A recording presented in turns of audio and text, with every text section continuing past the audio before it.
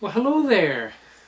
It's that time again. Yes, it is. It is time for our weekly reading, and it's going to be a little bit different this time. Yes, it will be. I've been talking about making some changes, and there are going to be some changes in how the weekly readings go. I hope you like them.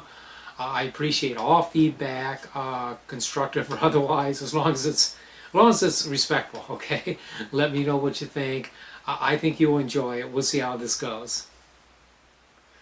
Okay, what I've been getting into lately is some older oracles. I started studying an oracle called Lenormand a couple of months ago, 2, 3 months ago, and I really like it. It's very, very blunt, very direct, and actually very literal. It's a 19th century oracle, and it isn't symbols as much as it is like pictograms. And those of you who have come to me for a reading and had some of this, I've had some very, very exciting and excellent feedback about the use of this system. And since I'm getting into older things, I've also been drawn to the Tarot de Marseille. Now, Tarot de Marseille is an old French tarot, or tarot, however you want to pronounce it. It originates back from the 18th century or earlier. It's a tarot before the Golden Dawn and the modern occult movements took a hold of it and made some massive alterations to imagery and to correspondences. In the Tarot de Marseille, we don't have astrological and Kabbalistic correspondences. Everything is read on a pure visual flow. Yes, there are keywords, yes, there are meanings, but what's more important is getting into that visual flow and looking at things holistically, so to speak. Instead of breaking it down, having specific positions for spreads, it's looking at the overall picture and going from there. So what we're going to do now is pull up 3 cards, which I've pre-selected. They're going to come on the screen. They're going to probably cover my face. I think that's the way this is going to go, because I really want you to be able to see the imagery and see what I looked at when I put together this reading. So the 3 cards for this week are Judgment, Moon, Hermit. Now, Judgment is marked by the angel coming down out of the sky, blowing his trumpet and awakening the dead. It's all about spiritual enlightenment. It's about awakening, coming to our senses, realizing our place in the universe as spiritual beings. And we see the moon, and we see now that the angel has been replaced by like this blue blob of energy up at the top, which is the moon, okay? But it's to me, it looks like the angel got sucked back into this hole. So it's like that message of awakening suddenly isn't there. It's been withdrawn. And it's been replaced by the barking hounds of Hecate, the pool of water, the subconscious, the emotions, the deeper intuition. But on the same token, it can also be muddy. It can be unclear. It can be emotions that get in the way, or emotional thickness that gets in the way of our true perception. And I especially see this to be so because if I look at the Hermit, I see the Hermit staring past the moon card. Look at his eyes. Look at them. He's not looking at the moon. He's not looking at the moon card. It's like his eyes are fixed upon the angel blowing the trumpet in the Judgment card. So basically what it's saying is that we need to focus upon our enlightenment this week. We need to focus upon what is really real to us, what our priorities really need to be for us to spiritually grow, and to not get caught up in emotional drama, not to get caught up in things that disturb us, but instead to use our minds to focus upon exactly what we need to do. Now, astrologically, there is no correlation with this.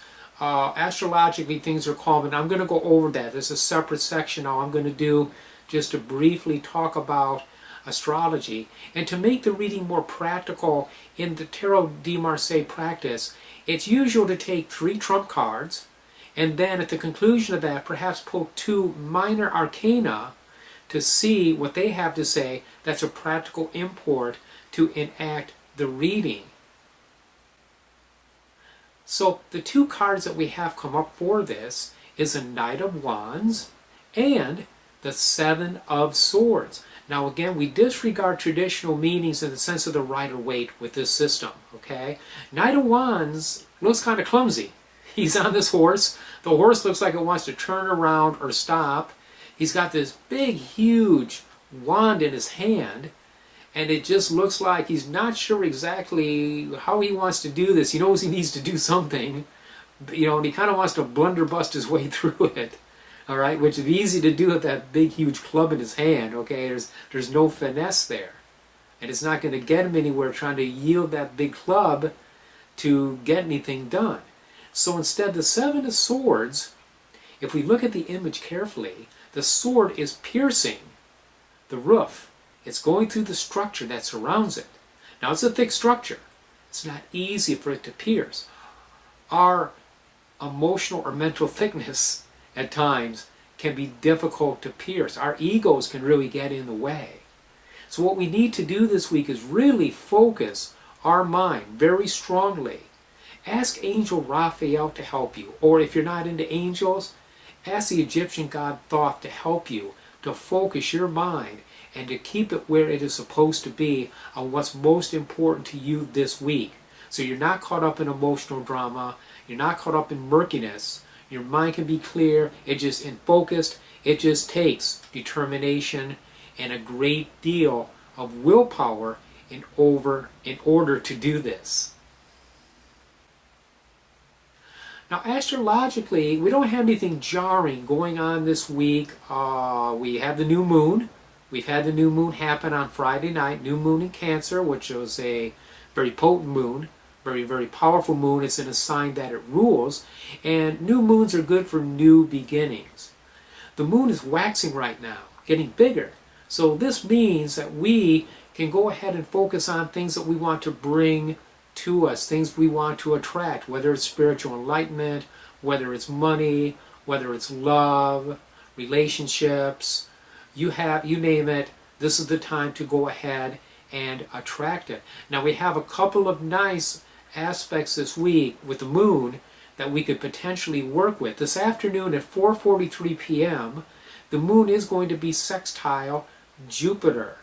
Now what this means is that this would be a good time possibly for an abundance spell or some sort of prayer regarding your resources or employment if you need to do that. Ideally we would do this on a Thursday, but you don't always get everything you want. But having the moon sextile Jupiter is always very helpful. The moon is a dispenser of planetary energies to the earth. This is an ancient principle, and in my practice it has proven to be true. So if we focus on moon phases and moon aspects, we're going to find that our spell efforts or prayers are greatly boosted.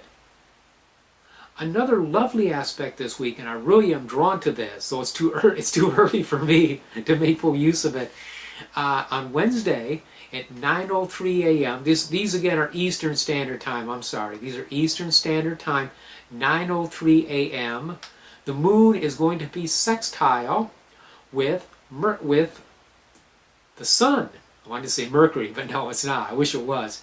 It's going to be sextile the sun. This is very nice. It's a very warm, pleasing, mellow energy. Sextiles are very friendly aspects, okay? So the moon is going to be working well with the sun. This is a great time for a healing spell. It's a good time for something for mental focus. If you need help with studying, this would be a good time to do ritual for that. And Wednesday is the day of Mercury, so anytime you want to do something to help your noggin, okay, or do healing work, it's an excellent, excellent day to do that. Well, there you go. There's our reading for the week. I hope you enjoyed it. We'll get the kinks worked out, and I like doing it this way. I hope you're enjoying it. Let me know what you think. Until I speak to you next week, many, many blessings.